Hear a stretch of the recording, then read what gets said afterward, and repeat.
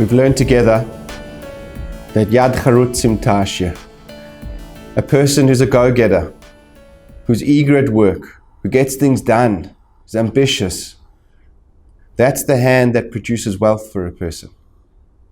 We've learned, Adam la'amal yulad, man was born to work hard. It's the way we were built. And that trust in Hashem never ever replaces the obligation to work hard. It leaves us with the necessity for incredible hard work in the workplace. And it leaves us with questions. Number one, where's the place for Bitachon? Where's the place for trust in Hashem? How does trust in Hashem transform the working life of a Torah Jew if at the end of the day it doesn't replace the hard work? And number two, I think a much more powerful question is this. We know that our purpose in life as Jews was not just to work. Our purpose here was to learn Torah, to do mitzvahs. But how does an ambitious person who wants to make money ever create space for Torah in their life? And that's an essential thing for all of us to do. Shulchan Aruch says in Hilchos Talmud Torah, in Yoredei Reish Mem Vav, Sif Yud Tes, he says, Tchilas dinoi shel Adam al Talmud Torah, va'achar kach al shar ma'asav. You should know at the end of your life, the first thing they're going to judge you on, the primary thing they're going to assess you on, was your time and commitment to learning Torah. I want that to go well in my life. We learned the Avos to Rabbi Nosson together. You can do no Aveiros, but if Torah wasn't the primary obsession, learning Torah wasn't the primary obsession of a person in their life, you'll always have a secondary place there. How do we factor in learning Torah into a working person's world where Yad Charutzim Tashya, where you have to be a go-getter and you have to be a alacritus in the workplace in order to make a living? Today we are going to open the key to this incredible door. It's a Mishnah in Perek Avos. It's in the third Perek, Mishnah Hay. Rabbi Nechunya ben Akana Omer, Kol hamakabel alav ol Torah, ma'avirin mimeno ol malchus for ol derech eretz. Anybody who accepts upon himself the yoke of Torah, they remove from upon him the yoke of kingship and the yoke of a livelihood. V'chol ha'poirek mimeno ol Torah, noisnim alav ol malchus for ol derech eretz. And anybody who throws off from himself the yoke of Torah, they place upon him the yoke of kingship and the yoke of derech eretz. On a very cursory view, the Tana is teaching us as follows. You always have to have a yoke on your shoulders in life. But you can choose. If you want the yoke of Torah on yourself, then they remove from you the yoke of kingship and the yoke of a livelihood.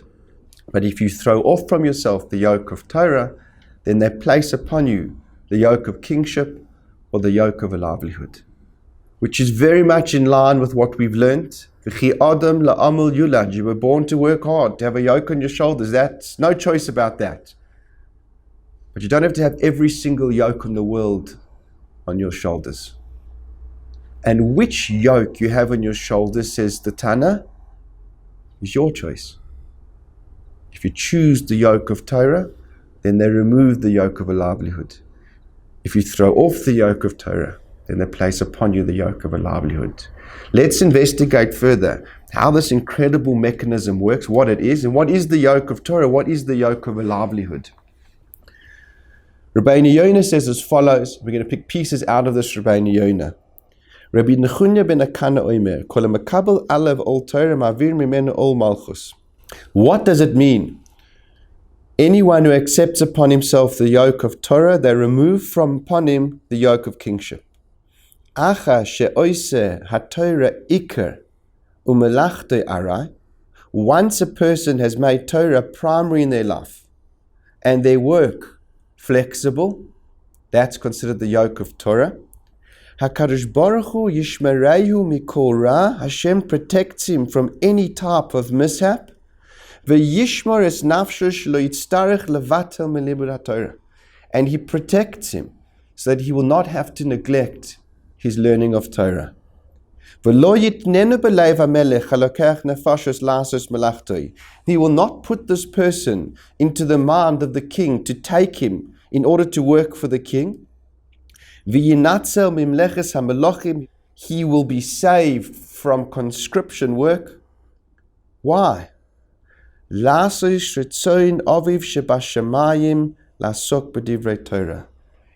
to fulfill the will of his Father in heaven, which is for him to be learning his Torah. Incredible chiddush. Once a person's commitment to work is flexible, and Torah is the primary occupation of a person in their life, which means it's at least got fixed times allocated to it in the day. And when the work flexes, Torah fills the gap. It's overflowing the person's commitment to Torah learning into their working time. When you're so committed to those times to learning, guess what? Hashem's much more committed to it than you. He wants you to do it even more than you want to do it. And so Hashem protects your time outside of the base medrash so that nothing should happen that would ever interfere with that time that you've devoted to learning his Torah. V'ol derech eretz, not only does he protect you from kings, he also protects you from the yoke of a livelihood. What does that mean? Shelo yitztarech lasos melocha harbe letzorech parnasosoi uvim'at yaspik lo lichtei chayav.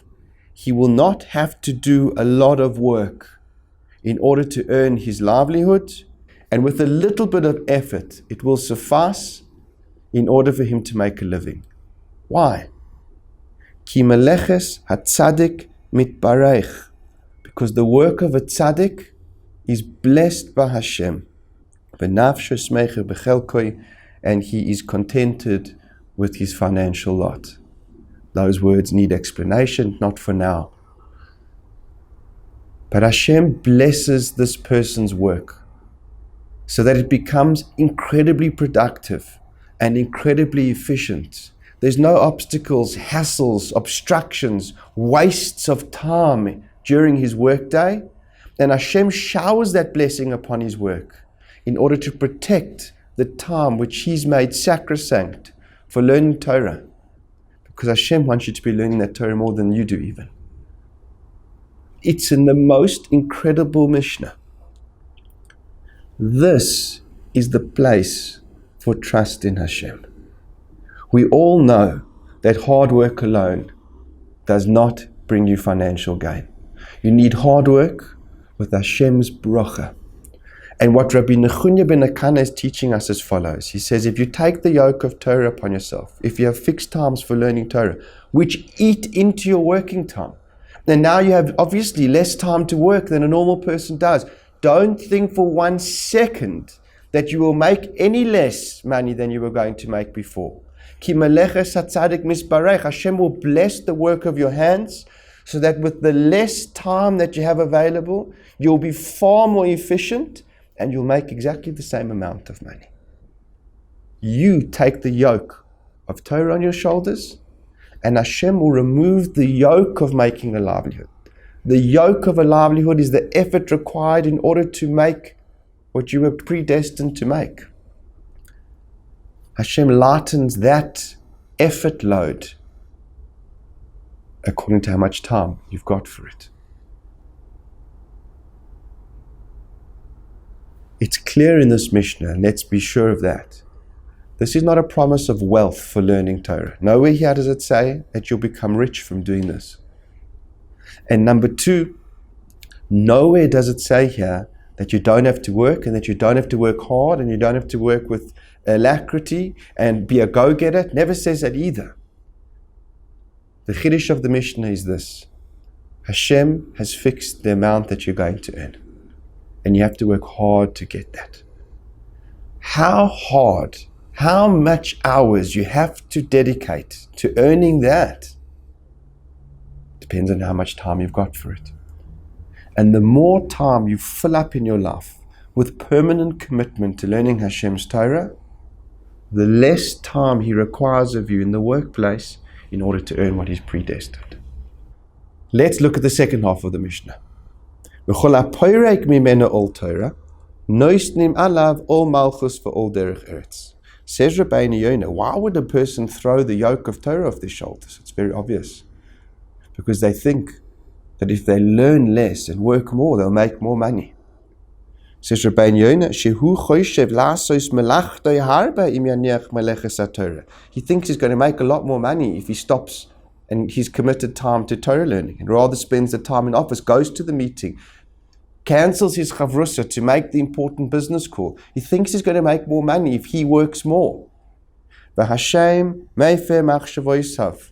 Hashem ruins this person's plans. Sure, he's going to work more, but he's not going to make more money. Because now what Hashem does is He places upon him a yoke of making a livelihood. The all derech eretz gets placed upon him, and Rabbeinu Yonah says, what's that? Sheyeh toreach v'noided acha michyosoi v'lo yuchal limtzo'o. He's now going to have to exhaust himself and wander aimlessly trying to make a living, and he won't succeed. He freed up more time to work, but that more time to work did not result in more money. It resulted in a lack of productivity, the removal of brocha from his hard work that he puts in. And so actually, he lost out on the learning, and he just exerted himself and never made a cent more than he would have made. And Rabbeinu Yonah says, what's the destiny of this person? He says, Nimtza kol yomav machoivim. This person's life is distressing, painful. Why? V'yotzim ba'amal v'yogia. He spends his whole life working, sweating, toiling, thinking that the more he works, the more he's going to make. V'lo yiyeh lo manucha le'ol may ad. And he will never rest for all eternity. Those words in Rabbeinu Yonah are just so powerful. He won't rest in with this world, that's obvious. But he won't rest in the next world either. Because the next world's all about the Torah that you had in this world. And he'll have none. Because he never chapped this incredible chiddush of Rabbi Nechunya ben Akana. That your hard work alone is not what makes you wealthy. Of course you have to work hard. But how many hours you have to work hard, that depends on you. It depends on how many other hours in your day you've committed wholeheartedly, kavua, fixed, never moves for anything to learning Hashem's Torah. Those hours, Hashem will protect them for you and make sure that you are much more productive than a normal person in your workday, so that those hours can remain protected and your livelihood absolutely untouched. When I was planning on leaving yeshiva, my father, who supported me throughout my entire years of learning in Kollel, it's an incredible, incredible thing. We never came from a background of Torah and mitzvahs even. And he supported my wife and I's commitment for years and years and years to be learning in Eretz Yisrael. But as a caring and concerned father, there came a point after about 6.5 years where he came for a visit and said to me, Justin, what's going on? You haven't worked a day in your life. You're 27. How are you going to get into the workplace? And that discussion sat on me and it played on me. And eventually, 2 years later, he asked me to go back with him to the same place where we'd had that discussion. It was in a hotel in Yerushalayim. And he said to me, Justin, you're now 29. If you don't come back before you're 30, no one's going to employ you. You haven't worked for 8 years. You haven't worked a day in your life. Now, my wife and I had been discussing it already for a year, and we knew we were actually going to come back. So I gave him this much welcomed relief to say, Dad, actually, Sean and I have been discussing it. We're coming back. The relief on his face was like incredible. But it was very short-lived. Because I said to him, Dad, there is one thing though. I'm only going to work from 10 till 4. I want to learn in the mornings until 10 o'clock. And then afterwards from 4 until 7, I want to learn again. He nearly flipped his lid. I literally took the coffee nail and threw it in my face. He said to me, "Not in my business, you won't. I love you very much, but are you living in La La Land? Who works half day? 10 till 4. I've never heard of a job like that." I said to him, "Dad, but it's a Mishnah. Hashem says it. He says he'll bless the work of my hand in those 6 hours. I will find a job. And I won't have to compromise even on the livelihood that I'll make. And I'll have a life which will be so rich. It'll be a life filled with learning Torah, being involved in teaching in a community, building schools. That's the life I want to live. And Hashem in His Torah says that that life is possible."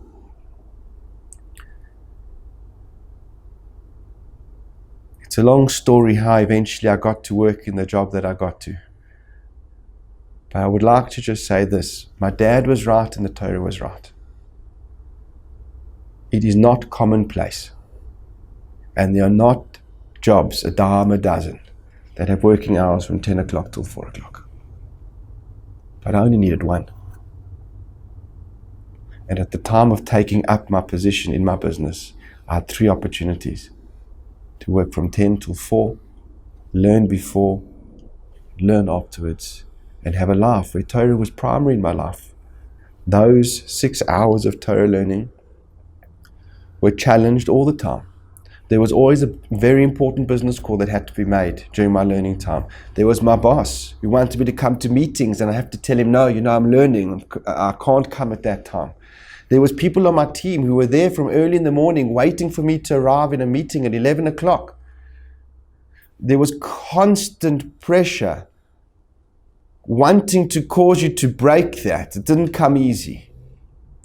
But I fought it until eventually it was an absolutely non-negotiable part of my life. It's been almost 15 years. And I still work. Now I work from 11 till 5. And I have a full Seder, which I've used my whole life to learn Torah, to build a school, to teach Talmudim. It wasn't easy. It required incredible Bitachon in Hashem in this Mishnah, that Hashem will bless me. And know that if I'll leave the base medrash to take that business call, or if I'll cancel my chavrusa or cancel my share, because my boss wants me to go to a meeting, there will be no blessing there. It'll just be a waste of time. Knowing that is one thing. Living that and telling the client I can't make the call, or telling your boss I'm not coming, I have to learn, that's something else. But it was those moments that forged the relationship of trust between myself and Hashem. And it was those decisions which allowed me to be committed to Torah learning, to community building, to teaching of Torah, in a life where I was very much involved and engaged in building a business too. In the time you have allocated for working, Yad Charutzim Tash, you've got to work hard, you've got to be a go-getter.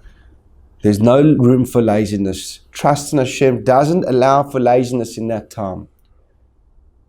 But trust in Hashem does allow you to create time to devote to what's truly fundamentally kadosh in your life, to do the will of your Father in heaven, to learn His Torah, and to not worry one drop that that time in the base medrash will in any way affect the amount of money that you'll make. On the contrary, it's that time in the base medrash which will be the source of blessing in the work of your hands, that you will experience incredible productivity, incredible siyata d'shmaya. And it's balancing this trust and experiencing this siyata d'shmaya which forges the relationship of a ben Torah with Hashem in the workplace.